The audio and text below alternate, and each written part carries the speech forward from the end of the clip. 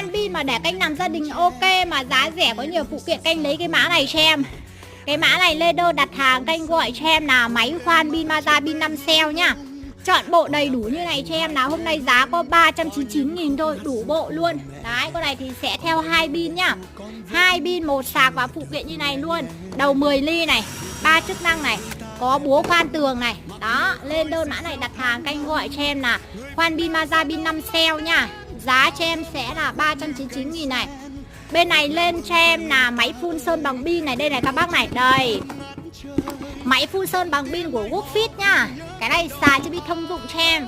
Anh nào mua thân máy là giá 499.000, mua chọn bộ là giá 699.000 thôi. Chọn bộ thì sẽ theo một quả pin 10 cell và một cái sạc như thế này. Còn thân máy thì chưa theo pin nhá.